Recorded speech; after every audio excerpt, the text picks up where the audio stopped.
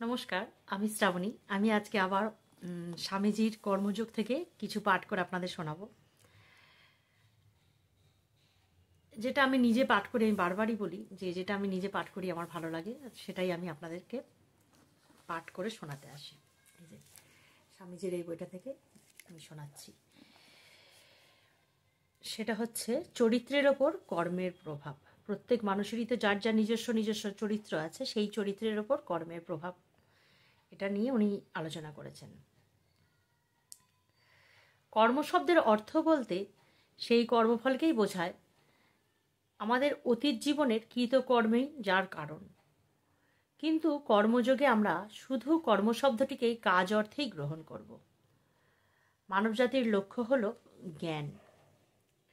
জাগতিক বা আত্মিক সব ভাবই আছে মানুষের মনে।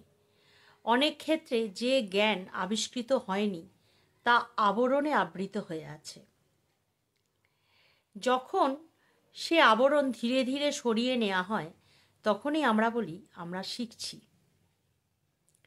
সুতরাং এই আবরণ উন্মোচনের পদ্ধতির অগ্রগতির দ্বারাই সৃষ্ট হয় সকল জ্ঞানের অগ্রগতি। যে মানুষের ওপর থেকে আবরণ যত বেশি তুলে নেওয়া হয়, সে তত বেশি জ্ঞানী। যার মনটাকে এ আবরণ ঘনভাবে ঢেকে রাখে, সে অজ্ঞ, এবং যার ওপর থেকে এ আবার সম্পূর্ণভাবে সরে গেছে, সে হল সর্বজ্ঞানী, সর্বজ্ঞ। পৃথিবীতে অনেক সর্বজ্ঞ ব্যক্তি ছিলেন এবং আমার বিশ্বাস আরও অনেকে আসবেন। কালের চক্রাবর্তনে এমন অসংখ্য মানুষ আসবেন। একটা চকমকির মধ্যে যেমন আগুন থাকে, তেমনি মানুষের মনের মধ্যেও আছে জ্ঞানের আগুন। প্রস্তাব হচ্ছে, ঘর্ষণ যা হয় সেই জ্ঞানের আগুনকে মন থেকে বার করে আনে। আমাদের সকল অনুভূতি ও কর্মের ক্ষেত্রেও তাই হয়।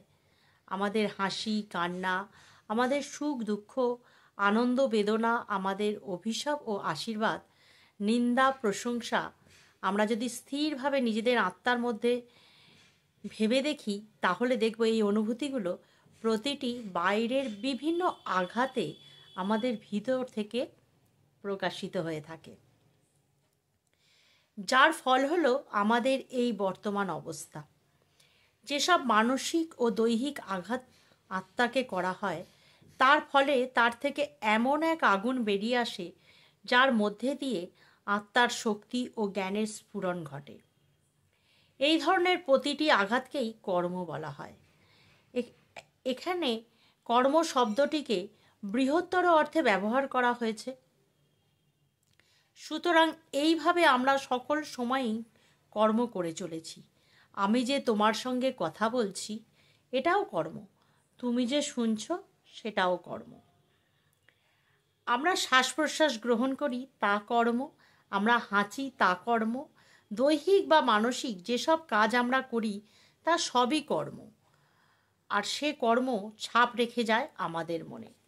মানে আমরা যাই করি না কেন, সেটাই কর্ম। আর আমরা যে কর্ম করি, তারই ছাপ রেখে যায় আমাদের মনে। এমন অনেক কাজ আছে যা হলো বহু সংখ্যক ছোটোখাটো কাজের সমষ্টি বা যোগফল মাত্র।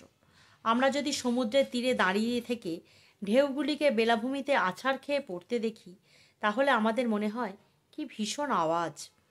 অথচ আমরা জানি যে একটি ঢেউ আসলে লক্ষ লক্ষ ছোট ঢেউয়ের সমষ্টি। সেই ছোট ছোট ঢেউয়ের প্রত্যেকটি শব্দ করছে, কিন্তু আমরা সেটা শুনতে পাই না। যখন তারা সবাই একই সঙ্গে মিলে সমষ্টিগত এক বিশাল রূপ লাভ করে, তখনই আমরা তার শব্দ শুনতে পাই।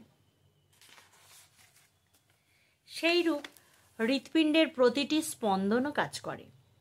কয়েক রকমের কাজ আছে যা আমরা অনুভব করি, সেগুলো স্পর্শযোগ্য আমাদের কাছে, অথচ সেই কাজগুলি অসংখ্য ছোট ছোট কাজের সমষ্টি। যদি কোনো মানুষের চরিত্র বিচার করতে হয়, তাহলে তার বড় বড় কৃতিত্বের দিকে তাকাবে না।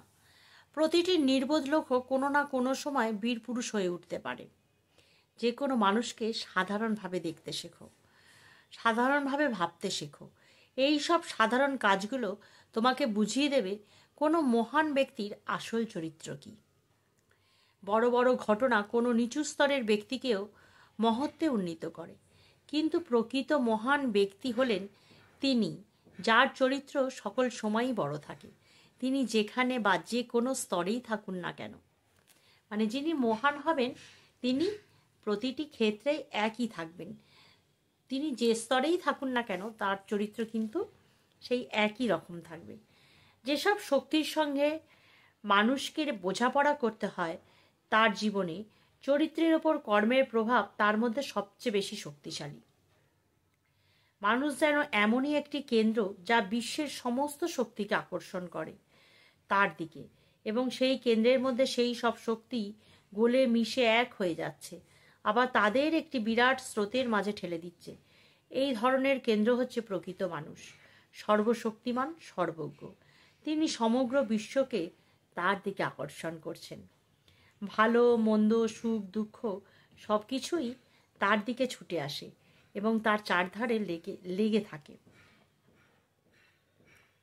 তাদের মধ্যে থেকেই তিনি চরিত্র নামক মানব প্রবৃত্তির শক্তিশালী ধারটিকে বেছে নিয়ে গড়ে তোলেন, বাইরের জগতে নিক্ষেপ করেন। যে কোনো কম্পকে আকর্ষণ করার ক্ষমতা যেমন তার আছে, তেমনি তাকে বাইরে ছুঁড়ে ফেলার ক্ষমতাও তার আছে। জগতে যে সকল কর্ম আমরা দেখে থাকি, মানব সমাজের সকল গতিবিধি, আমাদের চারধারে যেসব কর্ম করা হচ্ছে, তা শুধুই চিন্তার বহিঃপ্রকাশ আর অভিব্যক্তি। কলকবজা বা যন্ত্রপাতি, নগরসমূহ, জাহাজ, যুদ্ধজাহাজ, সবই হচ্ছে শুধু মানুষের ইচ্ছার বহিঃপ্রকাশ। এটা থেকে আমরা এবার বুঝতে পারি নিশ্চয়ই যে স্বামীজিও কথা কিন্তু বলে গেছে যে আমাদের যে চিন্তা শক্তি আছে না, চিন্তা শক্তিকে কাজে লাগিয়ে আমরা অনেক অনেক অনেক বড় কিছু করতে পারি। এটা হচ্ছে তার প্রমাণ, কারণ স্বামীজি নিজেও এটার প্রমাণ করে গেছেন। এবং অনেক কিছু একদিনে তো আমি এত আলোচনা করতে পারবো না, আপনারা যারা ইচ্ছুক শুনতে তারা যদি এই পরপর, আমি কর্মযোগটা অনেকটা, হ্যাঁ, এই আলোচনা আমি করব কর্মযোগ। এই যে আমরা বারবার বলি যে আমাদের যদি মন থেকে আমরা সত্যিই কিছু ইচ্ছা করে থাকি, ইচ্ছা শক্তির দ্বারা মানুষ অনেক কিছু করতে পারে। ওই যে ইনি এখানে বলছেন দেখুন, যে যা কিছু সবই হচ্ছে শুধু মানুষের ইচ্ছা শক্তির বহিঃপ্রকাশ। মানে এত কিছু, এই যে জগতে এত কিছু সৃষ্টি হয়েছে, সবটাই মানুষের ইচ্ছা শক্তি। মানে প্রবল ইচ্ছা শক্তি থাকতে হবে, তুমি কি করতে পারো আর না পারো। আমি যেটা বারবার বলি যে একদম শূন্য থেকে মানুষ যখন উঠে দাঁড়াবার চেষ্টা করে না, তার যে ওই মনের প্রবল একটা ইচ্ছা, যে একটা ভিতর থেকে যে সে শক্তি সঞ্চয় করে উঠে দাঁড়াবার ইচ্ছাটা প্রকাশ করে, তা সেটা হচ্ছে তাকে সত্যিকারেরই ওই ওপরে উঠতে সাহায্য করে আর কি। এই যে যা কিছু আছে সবই মানুষের ইচ্ছা শক্তির বহিঃপ্রকাশ। এই ইচ্ছা সৃষ্ট হয় চরিত্রের দ্বারা। মানে একটা মানুষের ভালো ইচ্ছা কখন সৃষ্টি হবে? একটা মানুষের চরিত্রের দ্বারা তার সেই ইচ্ছার সৃষ্টি হয়। এই ইচ্ছা সৃষ্টি হয় চরিত্রের দ্বারা, এবং এই চরিত্র গঠিত হয় কর্মের দ্বারা। যেমন কর্ম তেমনি ইচ্ছার অভিব্যক্তি। মানে তুমি যেমন কর্ম করবে, তোমার ইচ্ছার অভিব্যক্তিও সেটাই হবে। তোমার কর্ম তোমাকে উন্নত মানসিকতায় পরিণত। তুমি যদি ভালো কর্ম করো তাহলে তোমায় উন্নত করবে, আর যদি তুমি খারাপ করো তাহলে তোমায় নিচে নামিয়ে দেবে। এই হচ্ছে ব্যাপার। তাদের আত্মা ছিল, এই যে এখানে বলছেন, তারা যেসব প্রবল ইচ্ছাশক্তি সম্পন্ন মানুষ জন্মগ্রহণ করেছিলেন, তারা সবাই ছিলেন প্রচণ্ড শক্তিমান কর্মী।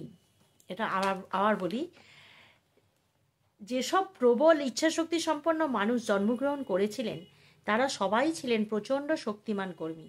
তাদের আত্মা ছিল বিরাট এবং তাদের ইচ্ছা এমনই শক্তিশালী ছিল যে তার দ্বারা তারা সমস্ত পৃথিবীকে ওলটপালট করে দিতে পারতেন। যুগে যুগে নিরন্তর কাজের মাধ্যমেই তারা এই ইচ্ছাশক্তি লাভ করেছিলেন। বুদ্ধ অথবা খ্রিস্টের মতো বিরাট ইচ্ছাশক্তি মানুষ কখনো এক জন্মে লাভ করতে পারে না। বলছেন বুদ্ধ এবং খ্রিস্টের মতন প্রবল যে ইচ্ছাশক্তির মানুষ কখনো এক জন্মে লাভ করতে পারে না। মানে বহু জন্ম কর্মের পরে তারা এই খ্রিস্ট বা বুদ্ধদেব হয়ে এসেছিলেন। আমরা তাদের পিতাদের কথা জানি, এ কথা জানা যায়নি যে তাদের পিতারা মানবজাতির মঙ্গলের জন্য একটা কথাও বলে গেছেন। জোসেফের মতো লক্ষ লক্ষ সূত্রধর পৃথিবী থেকে চলে গেছেন, লক্ষ লক্ষ এখনও জীবিত আছেন। বুদ্ধদেবের পিতার মতো লক্ষ লক্ষ ক্ষুদ্র রাজা পৃথিবীতে রাজত্ব করে গেছেন, যদিও একটা বংশানুক্রমে ইচ্ছাশক্তি সঞ্চারের ব্যাপার হতো। তাহলে কিভাবে আপনি ব্যাখ্যা করবেন একজন ক্ষুদ্র রাজা, যার কথা ভৃত্যরাই রাখত না, তিনি এমন এক সন্তানের কেমন করে জন্ম দিলেন যাকে অর্ধেক পৃথিবীর মানুষ উপাসনা করে? যে পুত্রকে লক্ষ লক্ষ লোক ঈশ্বর রূপে ভজনা করে, সেই পুত্র তার সূত্রধর পিতার মধ্যে যে বিরাট ব্যবধান, তার কিভাবে ব্যাখ্যা করবে? উত্তরাধিকার সূত্রে তত্ত্ব দ্বারা তার ব্যাখ্যা চলতে পারে না। যে প্রবল ও বিরাট ইচ্ছাশক্তি বুদ্ধ ও যিশু সারা বিশ্বের উপর ছড়িয়ে দিয়েছিলেন, তা কোথা থেকে এসেছিল? এত শক্তির সঞ্চয় কোথা থেকে এসেছিল? সে শক্তি অবশ্যই যুগ যুগ ধরে ছিল এবং তা ক্রমাগত প্রবল থেকে প্রবলতরভাবে বাড়তে থাকে। অবশেষে একজন বুদ্ধ যিশুর মধ্য দিয়ে তা ফেটে পড়ে সমাজের বুকে এবং তার দ্বারা আজও বয়ে চলেছে সমানে। তার মানে এখানে স্বামীজি বোঝাতে চেয়েছেন যে বুদ্ধদেবের পিতা বা আমাদের স্বয়ং মানে খ্রিস্টের যে পিতা, এনারা তো কোনোদিনও ধর্মের কথা সেভাবে বলেনি, বা এনারা ক্ষুদ্র রাজা ছিলেন যার কথা মানে সাধারণ প্রজারাই রাখতেন না। তাহলে এটা কিভাবে ব্যাখ্যা করবেন যে তার সন্তানকে অর্ধেক পৃথিবীর লোক ঈশ্বররূপে মানে ভজনা করেন? এটা কিভাবে ব্যাখ্যা করা যায়? তো তারা তো একদিনে এটা হতে পারেনি, মানে বহু জন্মের কর্মের ফলে, মানে ভালো কর্মের ফলে তাদের এই যে প্রবল ইচ্ছাশক্তি, তারা মানুষকে উদ্ধার করবেন, সেই থেকে তারা ওই বলছেন যে স্বামীজি বলছেন যে যিশু বা খ্রিস্টের মানে রূপ ধরে আমাদের ধরাধামে এসেছেন এবং তার ধারা এখনো বয়ে চলেছে।